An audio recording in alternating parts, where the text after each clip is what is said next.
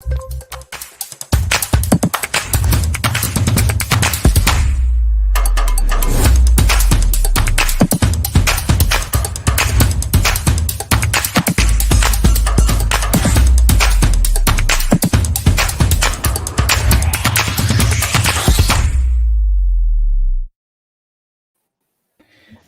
everyone. Welcome to today's show. And today we have a very exciting topic. If you have been in the ERP community for some time, you all know that multi-site implementations are going to be the most fun.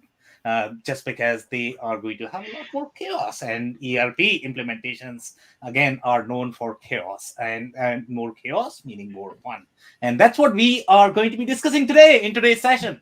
How to have more fun during the ERP implementations, meaning how to implement for multi-site businesses.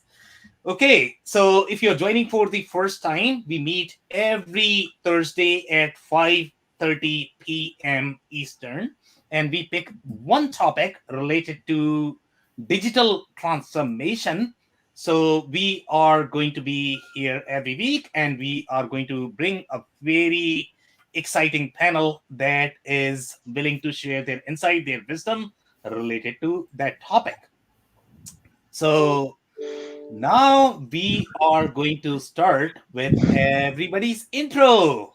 I'm actually going to start with you, Chris. Would you mind introducing yourself? No problems. Good afternoon, everybody. I'm Chris Giardini. I'm the president and owner of Turnkey Technologies. We've been implementing Microsoft Dynamics ERP and CRM for the past 27 years, so look forward to the conversation. Okay, amazing. And I'm super excited to dig into those, war stories, Chris. I think they are going to be so much fun today. Thank you so much for being here. Okay, Dave, can I move to you next for your intro, if you don't mind? Yeah, happy to. Hey, everybody. My name is Dave Chrysler. I own a company called the Chrysler Club, where we work with business owners to help them create the systems needed to get them to shift from working in their business to working on their business. And happy to be here, Sam. Excited. And if my recollection is right, you were sort of the operations leader, for those multi-site businesses. So obviously you were the guy when there was a problem. So I'm super interested in digging into those stories. Spent 20 years in that situation. So it's excited to be on the panel today. Thanks. It's going to be so much fun, Dave. Thank you so much for being here. Okay, Hugo, can I move to you next for your intro, if you don't mind? Absolutely. Hi, everyone. My name is Hugo. I'm the CEO and co-founder of a company called The Owl Solutions. So I've been in supply chain industry for roughly 20 years. I worked for manufacturing companies and distribution companies. I had the chance to operate different ERPs, different tier 1, tier 2 ERPs, multi-site, and also single-site operations. So yeah, I'm glad to be here just to share some stories and hopefully also learn from your questions. Thank you. Okay, amazing. And this is going to be first time joining our panels, Hugo. I'm super excited to learn from your stories. Thank you so much for being here. Thank you. Okay, Bob, can I move to you next for your intro, if you don't mind? Absolutely.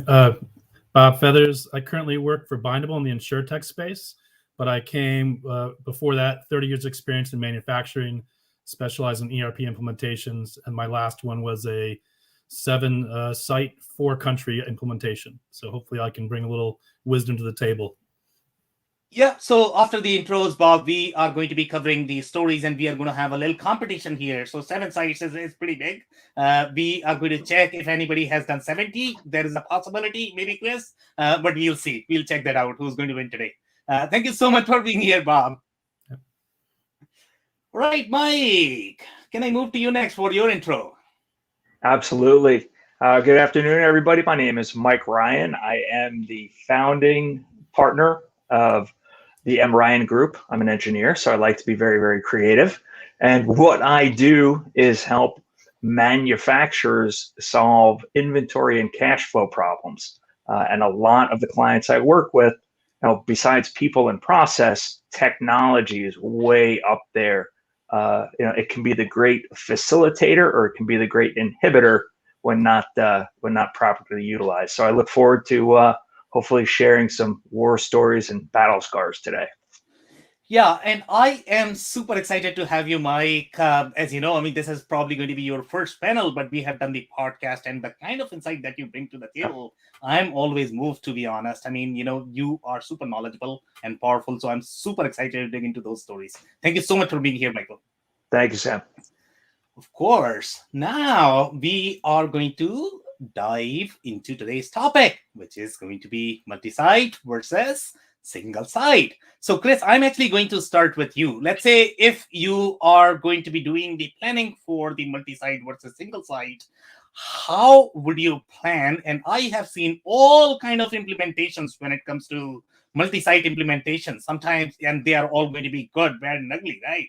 Sometimes there are going to be multi-sites, but they are implemented as single site. So obviously there are going to be tons and tons and tons of problems. So number one, what I want you to do is define what single site planning is versus multi-site. And if you can, tell us some of these stories of the multi-site implementation and talk about the different data elements that were shared in the implementation that you are going to discuss. Sounds good. Thanks, Sam. So, single site planning, a lot simpler from a contextual, but as you get into multi-site, I think some of the considerations are data sharing, meaning are they sharing inventory masters and do they have views of committed inventories, available inventory? So we just talk about inventory. And I think then even the business processes for the sites, if they operate independently, which means they're all doing purchasing, they're all doing their own individual planning versus do I have a hierarchy where I have a main site and I'm doing planning and I look at, do I move in, move out? Do I provide and replenish to a central site, push out, or do I purchase, plan, and aggregate and supply out to the sub-site? So I think there's some architectural conversations. Again, if leadership is centralized, that kind of helps. If you've got a bunch of siloed leadership, right, a lot of fiefdoms, it creates a lot of other challenges. Even if the systems and technology, it's a single company with multi-site within the company where the technology does allow for, overarching MRP planning as well as single site, as well as movement. But like I said, if you've got leadership and fiefdoms, I think you still have to look at organizational structure as an impact. And certainly if we don't have those things all in a great place, inefficiency, we don't get the right discounts, incentives from aggregate purchasing. So there's a lot of things we could say about that. But that's just a few initial comments. Okay, so based on your experience, I'm going to have clarifying, comment for or question for you, Chris.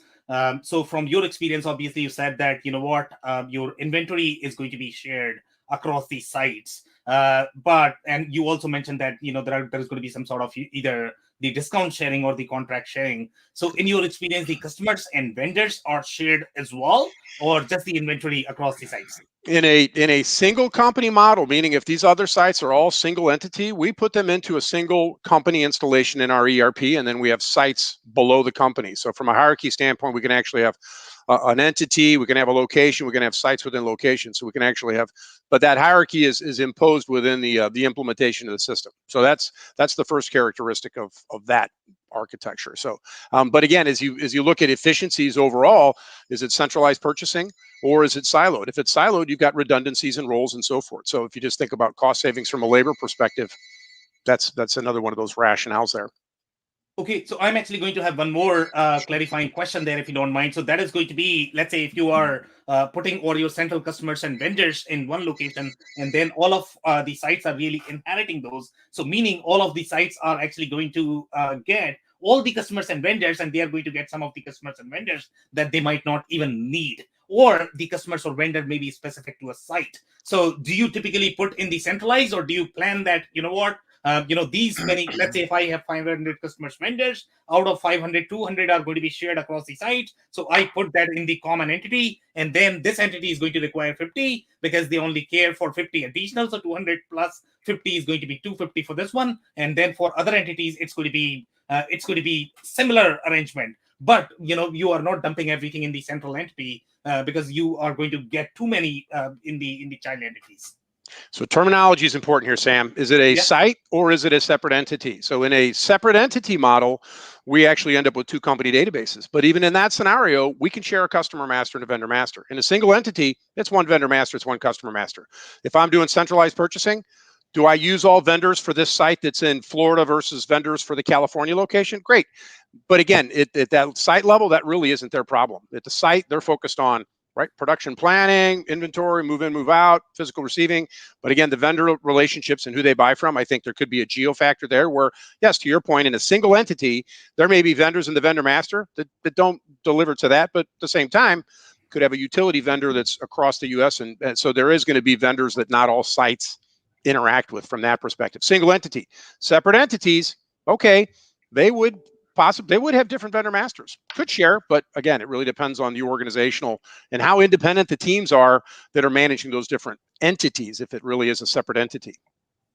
Okay, amazing. So one of the follow-up, question I'm going to have for Dave, and that is going to be based on the comment that Chris made, and that is going to be, when we look at the entity or sites, each ERP system treats the entity and sites very differently, because each of the ERP systems are designed for a specific kind of businesses. Okay, and the if you look at more from the legal definition of entity and site, that could be completely different from how your tax agencies are going to define your legal entity than your operational entity and site. So from your perspective, let's say if I ask you, okay, what is the definition of multi-site, single site, and how the entities are going to be mapped in your operational structure, leaving the tools aside? Let's say if you were to design agnostic architecture for your corporation, where would you structure these entity? Where would you structure the site? And how is going to be your multi-site implementation? And if you could share a story about the multi-site implementation that you have done, what was the business model? What kind of data that was shared among those sites? Yeah, thanks, Sam. And I think, Chris kind of already touched on this with the conversation that you guys just had. But from my standpoint, my experience, it really comes down to defining the operation first before you get into, the semantics in some cases, right, Chris? I think your point about making sure we're using the correct vocabulary, but it really comes down to defining the operational needs to be able to define the hierarchy to begin with, to be able to say, okay, do we want to call this a site? Is it really a separate entity? How are they going to interact?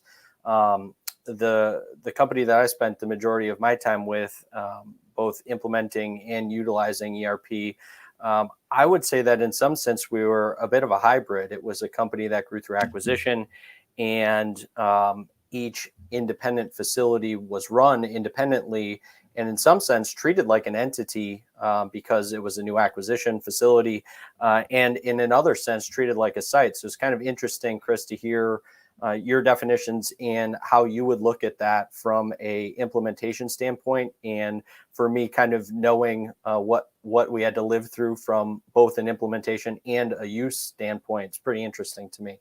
So appreciate you sharing that. Okay, amazing.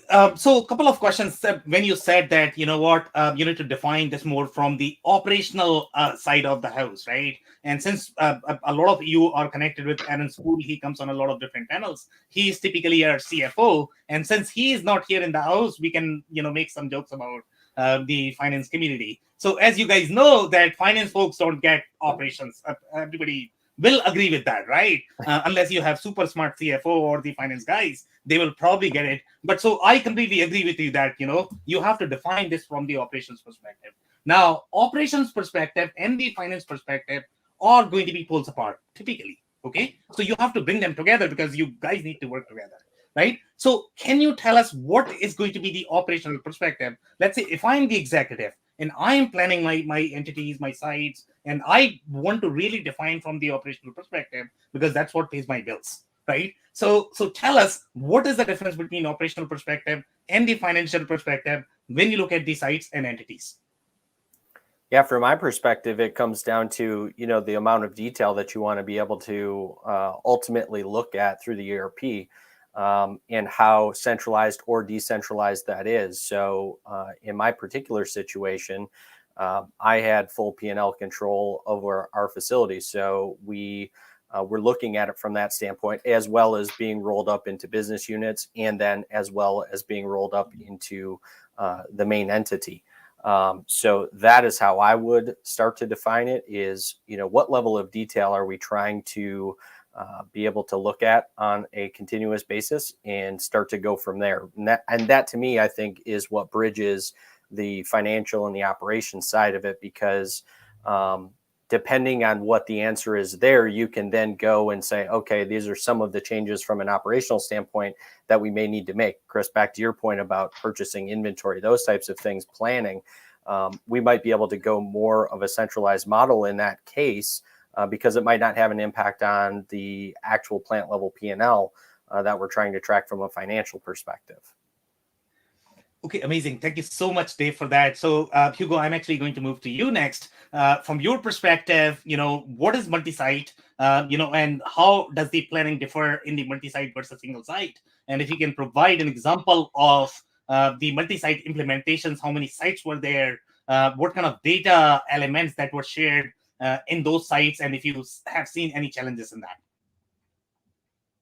100%. So I think both Chris and Dave have already provided you a very good overview about certain critical things that you should consider. And I'm gonna elaborate a little bit more in a couple of concepts that they mentioned. So they said, among other things, they mentioned complexity, right? So the complexity of managing, of course, one site versus multi-site operations is completely different. And one of the things that I wanted to, and taking advantage that we have our friend here, Mike, who's the master of also inventory management and finding ways to sort of get more cash to the business. So one of the things that it typically gets complex when you manage multi-site operations is inventory policies, right? So the idea of, of course, you can simplify your business if you think about one single rule for all of your SKUs and all of your products and all of your sites and whatever, but that's not necessarily most probably the right approach. So the right approach, instead of thinking about one size fits all strategy, is to really think about what's your operational strategy and how you're going to implement that inventory policy, that safety stock policy in the item master and each individual item location combination. Therefore, if you have more sites, if you have more products, the complexity of managing that inventory policy also scales, right? So, and I think that's a topic that, from my experience at least, is one of the things where you can spend not only a lot of time, but also a lot of effort from an organizational standpoint, trying to figure out what's the best strategy and execute on that strategy in terms of allocating the right inventory in the right place, for every single item.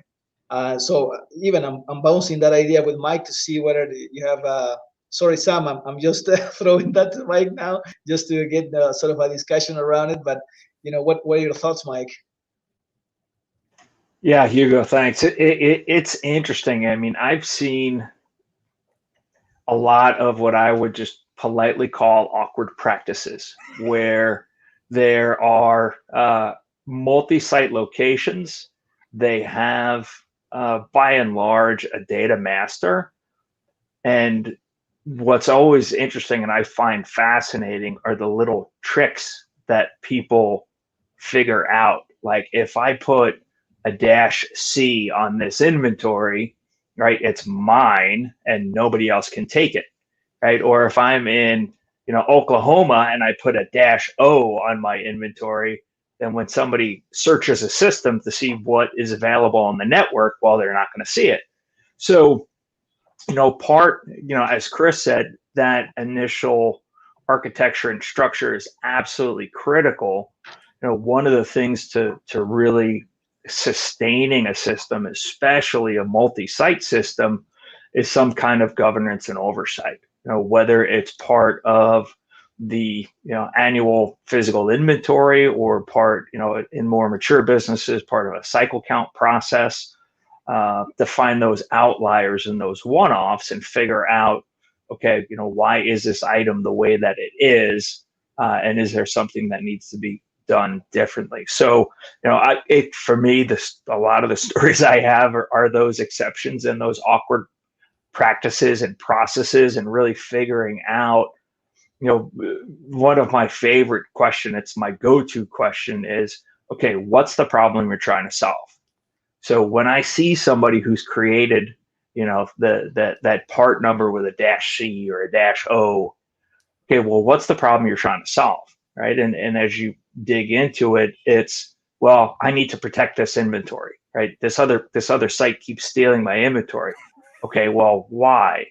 Well, that purchasing agent, they quit 4 months ago and they haven't replaced them yet. So because they don't have somebody to buy for that site, they're stealing from us. I'm like, okay, right?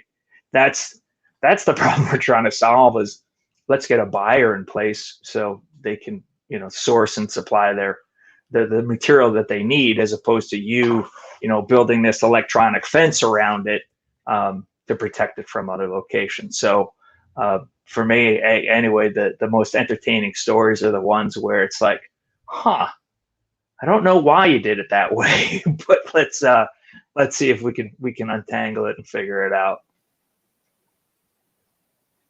Yeah. So, Mike, I completely agree, and I don't know, Hugo, if you are going to have any follow-up comments there. I want to make sure that you are able to. Yeah.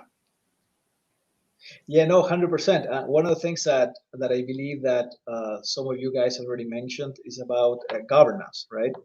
So this the idea of having a centralized way to manage your architecture as well as your master data, I think is key. Is key. Many projects that I've seen and companies that I work with, where think about this. Sometimes it's very hard to have a good protocols and good glossaries and good dictionaries when you're managing one master data.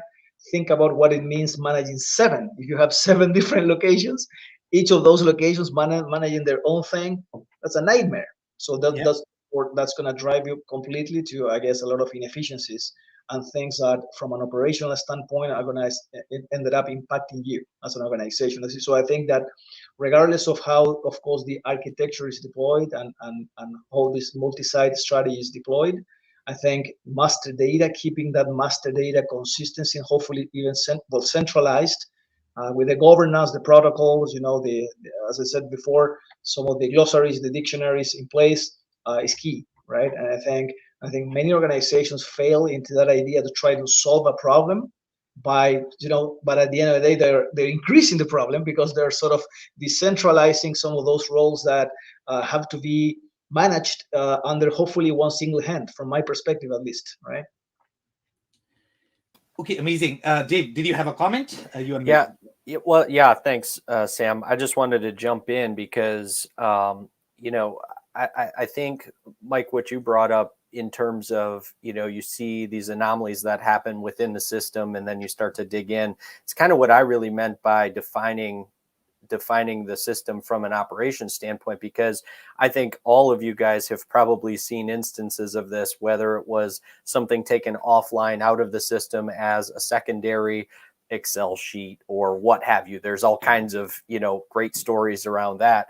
But, and then back to Hugo, kind of your point about defining that, I think too often what ends up happening is, from a company perspective, you look at maybe an ERP implementation or some other system implementations as the catch-all, solve-all, and we're quick to do that part. Yes, we're interested. Yes, we want to do this, without going through and defining and asking all of those questions at the operations level, so you can really get to the root of the answers to these questions. It's kind of like you don't know what you don't know. And if you don't know from a corporate governance perspective, to be asking some of these really, hands-on plant level operational situations, if you don't do your due diligence and really get to the root of that, you're kind of already creating yourself a recipe for disaster and already creating yourself a situation that is ultimately going to impact your financials, but you're going to see it in other places. You're going to see it in inventory. You're going to see it,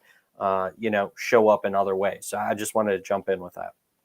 Okay, amazing. Thank you so much for that. So I want to give a chance to Bob as well. So Bob, I know that you have a very compelling story, and we want to make sure that we are able to discuss that in detail, so that we know what was done in your case. How were the sites and entities were structured. What kind of data sharing was there among those sites. So do you want to describe what was the multi-site implementation? And I'm pretty sure you had probably moved from the single site implementation before. So I'll just kind of join. I'm going to touch on a few points that David and Chris, kind of everyone touched upon, and I'm going to kind of elaborate a little bit in my own experience. But David talked about acquisition. That's an important component when we think about this kind of these global implementations. Is most companies don't just say, I'm going to go out there and have 7 sites in 4 countries, right? It's happened over time through acquisition. And typically the reason you're going to ERP is you're going, I've got these sites and they're all running different ERP systems. So you kind of come to that point where I've got to get new ERP, and I'm thinking it's a better idea for my global footprint to have one system that I can manage my reporting, right? So just think of it at a high level, right? It's like, hey, here's the vision. We're going to have one ERP system for all these sites or entities, so to speak. And so we can have reporting come in through one piece, right? One thing. So I know all these different reports, high financial, high vision. But the important thing you really want to hit upon is the strategy. Like, really, what are you trying to accomplish when you're doing this multi-site? So Chris hit upon it. One important thing is you have to define the entities. So, if you have an entity that is a legal entity, and so that again becomes, like that's the thing. You may have multi-sites below it, but in our case, we had multi-entities. We have multiple legal entities that we had to deal with and report upon as they were. Now, we had a global ERP system because what we wanted to do is make sure that reporting was structured. But as we discovered, our company was kind of more of I'll call a horizontal acquisition. So we had similar types of businesses across the country. So we could start to see some similarities. So what we started to do, but going back to, I think Hugo touched upon it, is the governance is critical, right? So this real strategy of how am I going to build my part structures? How are they, and really understand the database, right? Kind of knowing what it means. Sometimes you have, in our case, we had a part master that resides in the whole database, and then you can assign those parts to those entities and sites. So they don't have to, so you can have them in multiple places. And then when they're there, you can do some different things with them. But here's some of the things you cannot do with them, at least the system I did. You have to be careful and be mindful of unit of measure, right? So if you're in unit of measure, if you're in Toronto, right, they're going to buy things in kilograms and we're going to buy it in the United States in pounds. So all of a sudden you have to have multi-parts. That's okay. I mean, you have to kind of think about what it is. So that's the real tactical level. Unit of measure is one. The other important thing, this whole entity discussion we get involved in, is just taxation and, kind of the whole financial, because you touched upon operation versus financial. So you really have to bring up, and I have a big finance background, so I'm not a finance guy, but I spent a lot of time in finance. But I spent a lot of time on operations. That's what kind of brought me into this ERP side, is you have to address what does those financial transfers look like. It's easy to say, yeah, we're going to have this centralized inventory, but there's kind of these ins and outs, right? These legal entities that are moving material. Am I buying it from you? Am I selling it to you? Can I show a profit or not show a profit? Because I still as an organization can't show myself making a profit against myself because I have to report on that. So just a lot of different considerations. And again, I think I touched that. Taxation and VAT, and kind of, again, all you're doing with the currency exchange when you're moving materials and exchange rates. So, it gets tricky. So there's just some considerations to think about as you go through that thing. So again, the strategy is really critical. What do these transitions looks like financially and operationally? What am I trying to accomplish? And then really the governance. And we spend a lot of time there. That's where I try to spend the most time, is really working the team to do like serialized part numbers, right? Just kind of like just the next number in sequence. No one's going to put dashes and no one's going to do this. But we did create alpha characters, so we kind of differentiate at a finished good versus a raw material versus whatever it might be. So I think Hugo touched on it, and it is also important, is nomenclature. It seems like semantics, but you've really got to get your nomenclature down with your teams. You've just got to have this kind of clear understanding and meet with everyone and kind of understand what we're going to call things, and down to the department level, the resource level, because you can share things, but you're just going to need to make sure it all sounds the same, because people using the system, if they don't see what they recognize or understand, then there'll be mistakes just from that, the real, tactical transactional side. Okay, amazing. So I'm actually going to have one follow-up question for Bob, and after that, I'm coming to you, Chris, for your comment. So Bob, I think you touched on a very important point, and when you are talking about the BOM that are being, let's say, manufactured in multiple sites, and you are, let's say, assembling a finished good in a specific site, which might be, let's say, closer to your distribution unit or the customers. So you did mention that, unit of measure is going to be a tricky play there. So obviously the unit of measure in your Canadian entity is probably going to be in kilograms, and US entity is probably going to be in your pounds. But you can always translate that. So what are some of these specific issues that you have seen from the unit of measure perspective? Because when you are assembling everything, let's say if all of your parts are going to be, if the finished product is going to be in pounds, then probably you are going to be translating that. So you are going to have that conversion logic as part of your ERP. But have you seen any specific issues related to unit of measure conversion? Right. The unit of measure would have to do with your BOMs and how you can convert that into the materials you're making. So from the finished goods standpoint, when you're sending your customers, a lot of it's pretty easy, right? I'm making eaches. I'm making you something, right? Yeah. So that's easy. But the raw material I'm buying in kilograms or I'm buying in pounds, it's how that's going to be represented in your BOM. So that's okay, because what happens is you may end up having BOMs, and you can do this, again, depending on your system setup. Architecture is essentially saying, I have a BOM for this site, and I have a BOM for this site, and they have the right conversions and the right materials coming in, but the structure of them is the same. So I can kind of share that knowledge set. I can share the look and feel of that. So the idea is that if I took employees and moved to another facility and said, you're going to move to Australia, they'd actually look at all the work, and it makes sense to them, right? It all kind of follow the same path, have the same kind of nomenclature, have the same part number structure. So it wouldn't be this whole difference.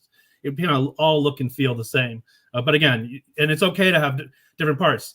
I want to touch on just one thing. Sorry to go back to one thing someone said, and it's about the buying piece. So yeah, maybe, on the buying piece, it may not be that you're having centralized buying, but you could have just at least centralized contract issuance, meaning I'm going out there and saying, look, everyone's got to kind of deal with their plants and their inventory, because I have entities that deal with the ins and outs, and I can't get away from that and what their material planning is and their demand. But I can, at a structure, an organizational structure, say, I'm going to have this kind of, I'm not going to say the buyer, right? I'm just going to say they're a material director of materialance. And so they can go out there and say, look, I've got this one vendor that 3 of my plants are using. I'm going to go and negotiate a contract for all those plants. Say, here's my overall usage. You're going to get different POs, but I want this price structure, and kind of go out there and negotiate.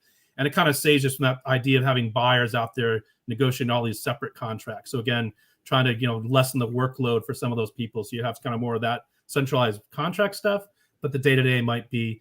And the other thing is, I'll bring in and throw to day-to-day is time difference.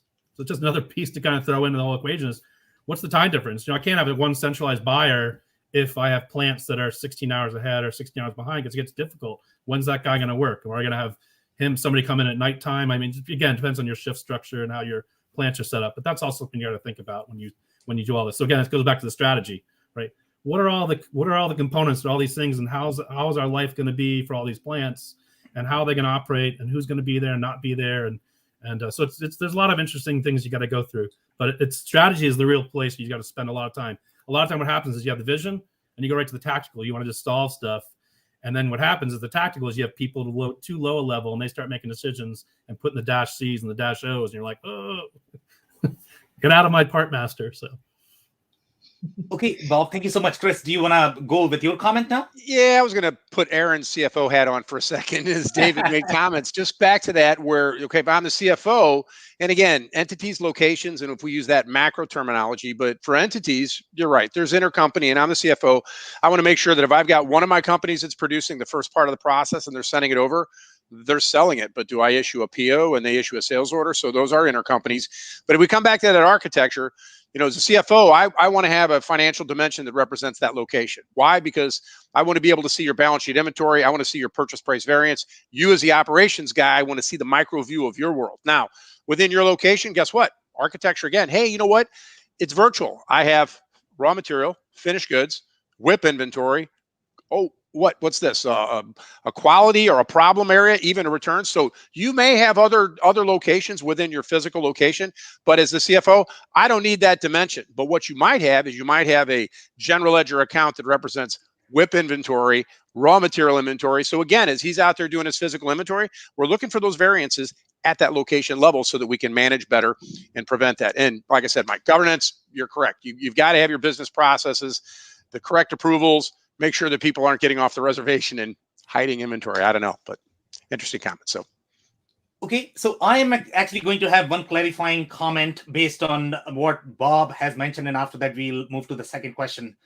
So Bob, you mentioned one thing about the unit of measure, and I keep coming to that because unit of measure is really, really, really critical. So some of the smaller ERP systems are not really going to have the kind of depth that you would require to maintain your multi-site function, even though on paper they might be claiming. A lot of ERP systems are there. Everybody tries to claim that they are all multi-entity, but the degree of multi-entity is going to be really critical.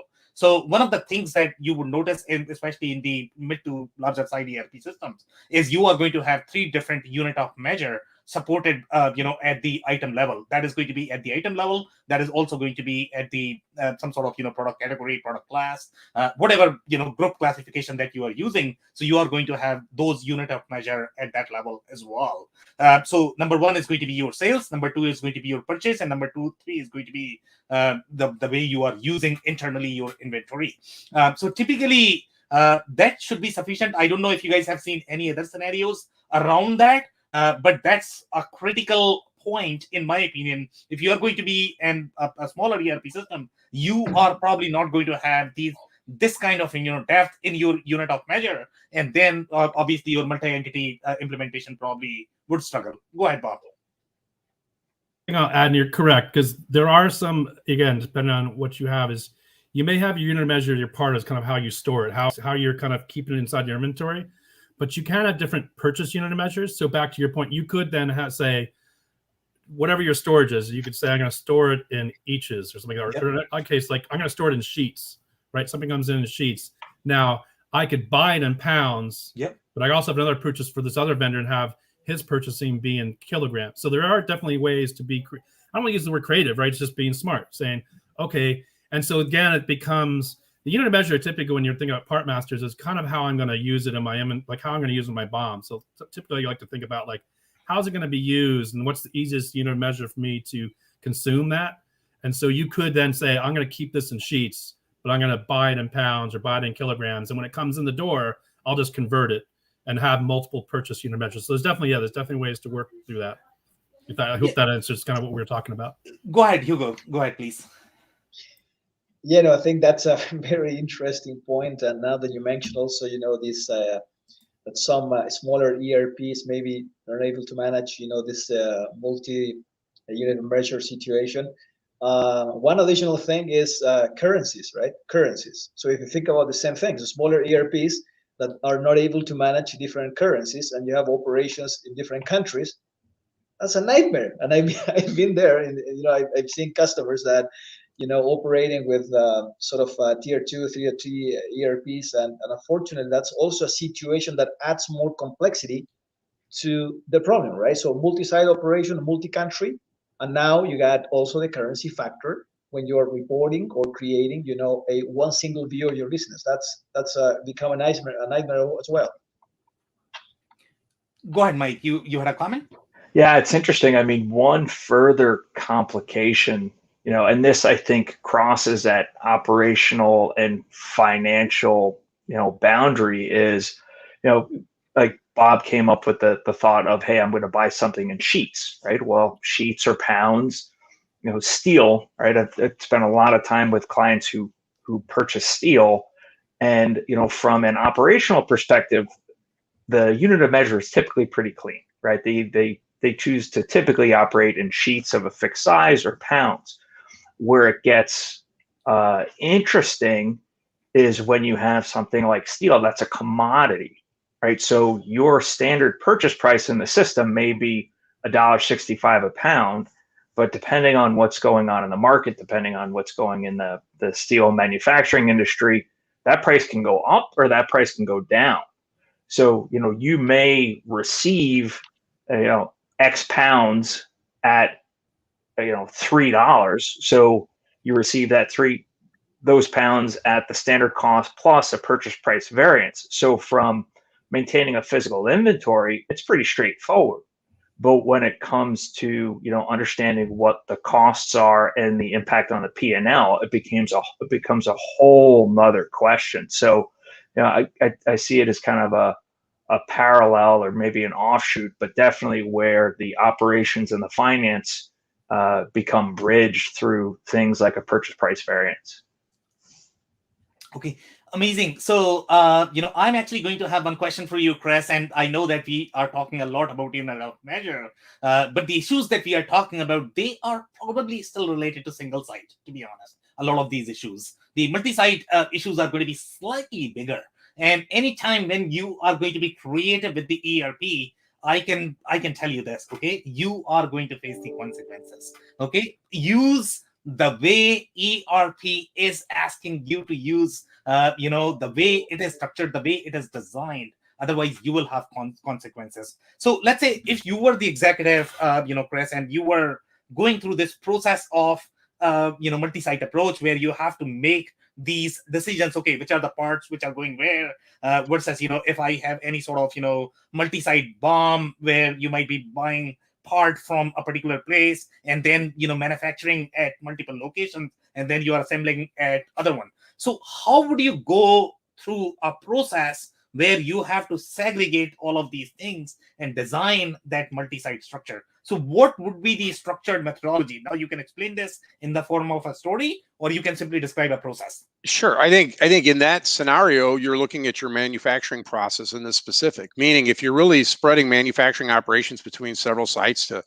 optimize the efficiencies, meaning we really focus on this at this plant, and then it goes over here, and this is the finishing plant, and maybe there's a distribution center. But I think part of it is just the overall manufacturing process for the products that you're going to make.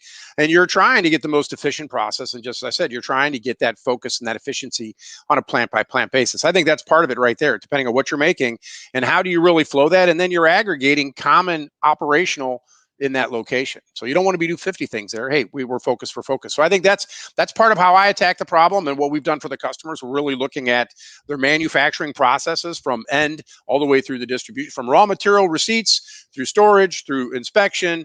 So it's a very granular inspection of that overall process. If you're going to turn around and segment and decide this belongs here, it's no different than, hey, we receive into a quality location. We have an inspection. Then it goes to where?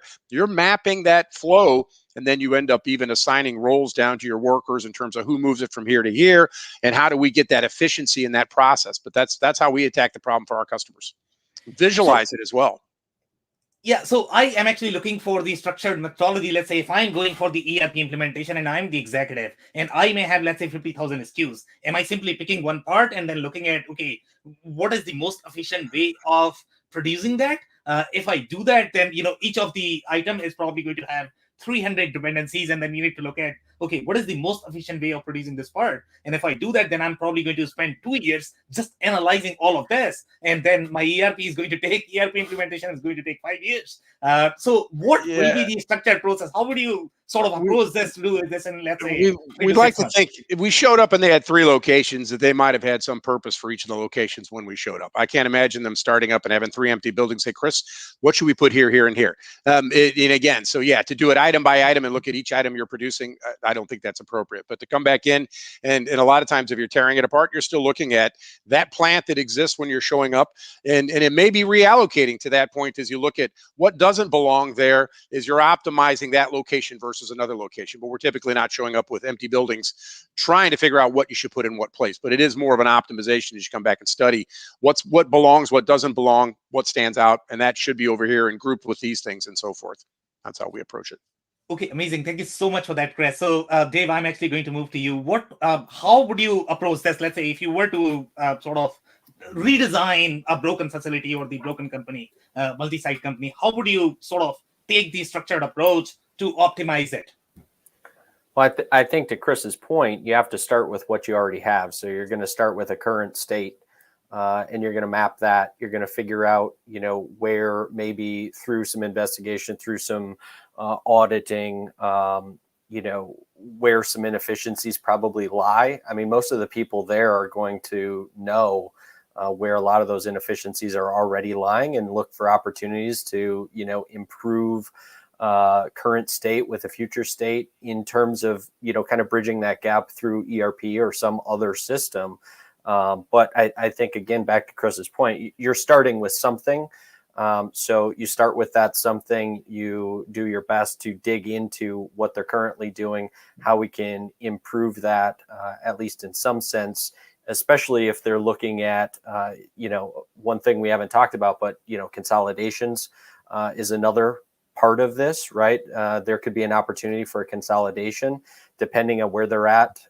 If the ERP is a brand new implementation and they don't have anything currently to look at and to evaluate, or do they have something in place that we can start from and map current processes, and kind of follow that flow. So hopefully that answers your question, Sam. It does, but I'm go ahead, Bob. Sorry, you have a comment? Yeah, I just want to kind of expand on they're both saying is, kind of again starting off with this. So you kind of have what they're doing. So one thing you can do with the plants is kind of do best practices, right? Because probably came through acquisitions. You're like, okay, you guys are good at this, you guys are good at this, you guys are good at this. You start to kind of play off of those, right? And say, well, should I first of all help the other team say, hey, by the way, we've been doing this and it works really well. So kind of that knowledge sharing. So that's one piece.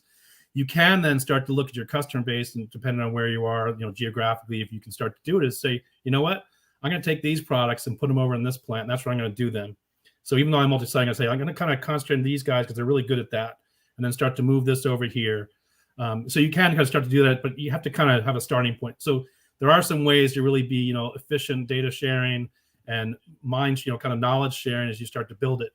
The one thing I will add, and kind of Chris, we're talking about architecture again, is that it's really important when you're doing this, when you're kind of building an architecture, is you want to make sure you build your business units or the whole structure. And I'll just say the word chart of accounts, but we're not talking about finance. But you want to set this up with some sort of, I'll call it like, I don't want to use the word flexibility, I want to say growth potential. Meaning I want to make sure my architecture is open so that if I decide like this plant does this, but next year I may want to do the same thing I'm doing the other plant, right? I want to be able to bring that whole product line in. So I don't want to do things inside of my BOM or inside of my resources or inside of my part IDs. That's going to break that if I go to, so it's the idea is like, I'm doing paper and plastic here and only paper over here, but next year I want to do plastic over here too. I want to be able to add that business unit because it really makes sense to me as I grow my business. So it's just important, again, the architecture is really get that right, because you don't want to have it be broken and say, I'm letting people do something different with the same thing, because it's going to end up breaking later on. So you got to be really mindful of that. Even if you don't know you're going to do it today, right? Think about, where do I think I might be, or I don't know I'm going to be there, but I'll leave myself open to that idea that through consolidation or through expansion, I might end up throwing those businesses to other areas of my business to grow them organically. So. Okay, amazing. Dave, you have a follow-up? Yeah, go ahead.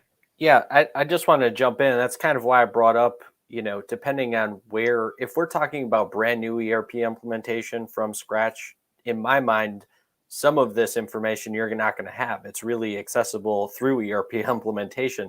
So I think there's a discussion around that with it, depending on, Sam, back to your point and your real question, if we're talking about a company that already has ERP and that we have access to a significant amount more data to be able to make those determinations, kind of, Bob, back to what you were saying as far as, how does this company grow? Are we going to change product lines? What is this company really good at? All of those types of things versus going into a brand new installation. You don't have access to that same data. You might still have some growth plans that you're trying to achieve, bigger vision type stuff based on the leadership team. But I think there's, a difference to at least be, talked about in terms of approach, based on the amount of information you have access to today, to, potentially move you forward to, an upgrade or potentially another, implementation. Okay, amazing. Thank you so much for that, Dave. So Hugo, I'm actually going to move to you next. What will be your structured approach? Let's say if this were, and I don't know if you have been involved in any sort of multi-entity implementation, how would you approach this when you are structuring the right plan for the right product for the right job? And obviously you want to have some sort of flexibility as well, so that if, let's say, Bob tomorrow wants to move these products or the capabilities to another facility, he is able to do that from the business perspective. Yes, I think the word defining that right hierarchy, I think, is critical, right, from day one. And I think Bob mentioned a word that I think is super important, which is strategy, right?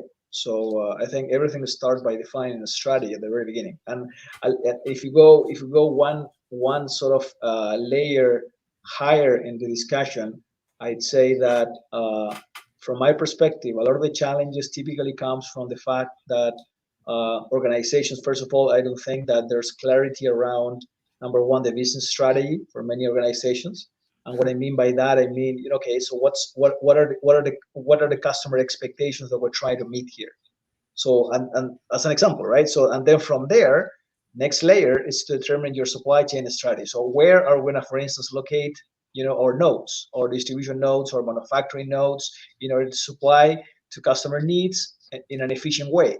Then if you go one layer deeper, so what's our architecture that is going to respond to the needs of the business? So therefore, if you think from an articulated perspective, if you start with defining your business strategy, then your supply chain strategy, then your architecture strategy, and hopefully you try to make those things work in a harmonized way, and they reflect, the steps in the process, I think things get much easier from my perspective, at least, right?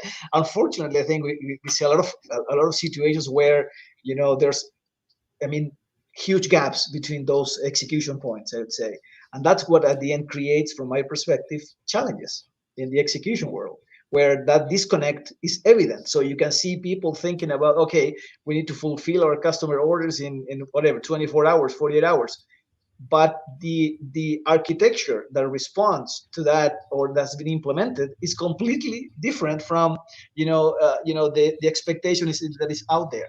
So I think, to me, especially when it comes to multi-site implementation, I think it is more critical, even of course, than one, single site, operation, is that you have that clarity, right? That clarity from day one. I think you have to spend time thinking about that. I mean, and that's, I think my advice typically is, it is better to, dedicate time, effort, thinking about how to create that harmonized strategy before even moving into sort of the architectural side of things. That's my thought, right? Okay, amazing. Thank you so much for that, Hugo. Mike, do you want to provide your structure? How would you approach this? Let's say if somebody hires you and asks you, okay, provide the structured approach, and I obviously want to optimize this. How would you approach this? Well, so my approach always begins with kind of two questions. One is, what's the problem you're trying to solve? And two, how do we begin with the end in mind?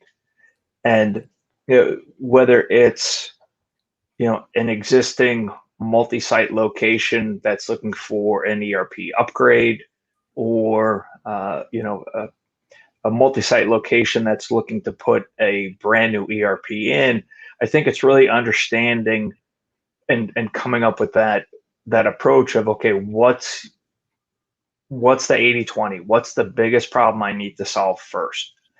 Is it going to be in harmonizing the finished goods and the hierarchy there, or the raw materials and the hierarchy there? So it really is, from my perspective, it's like looking at an elephant, and the question becomes, where are you going to take the first bite? And what I like to do is start with an area that's been causing pain for a long time. Maybe it's just kind of one of those gnawing nuisance pains, but start there and figure out how can we create some tangible success for a business to help kind of build that flywheel and build momentum, and then keep momentum and follow it all the way through the implementation, right? Because speaking for myself only, I don't have a magic wand and I can't say, ba-ding, right? Here's your new system. I wish I could.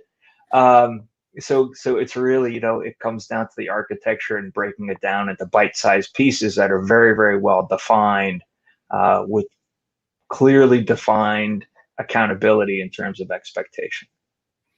Okay, amazing. Thank you so much for that, Mike. Bob, do you want to provide your structured framework, how you have done it? Because obviously you have been part of it, and the challenges that might be there in defining the hierarchy, especially, if you are trying to optimize the existing structure, but you want to make sure that you are not going to create something that will require another ERP implementation within 6 months.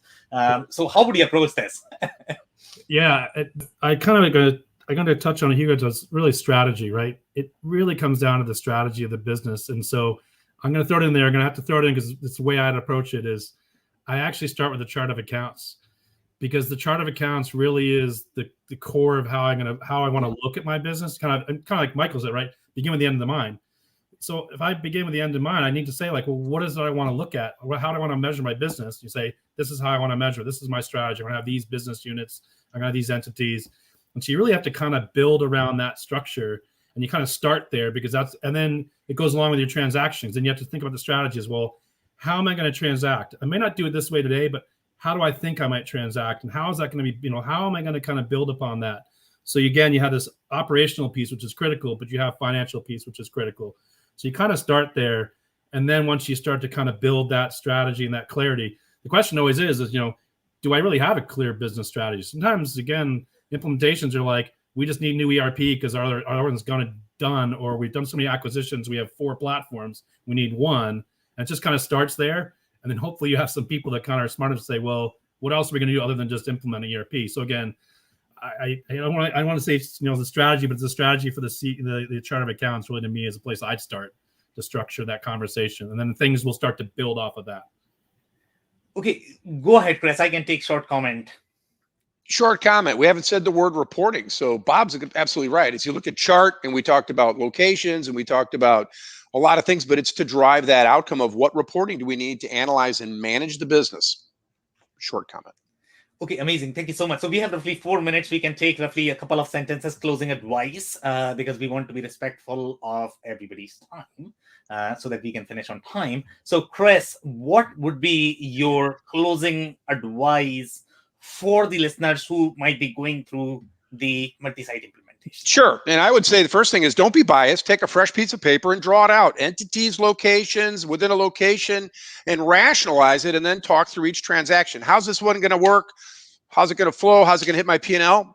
It's a rinse and repeat, and that'll help you validate, and then you go configure. But don't be biased by the way you have it today. That's the most important thing. Don't be biased.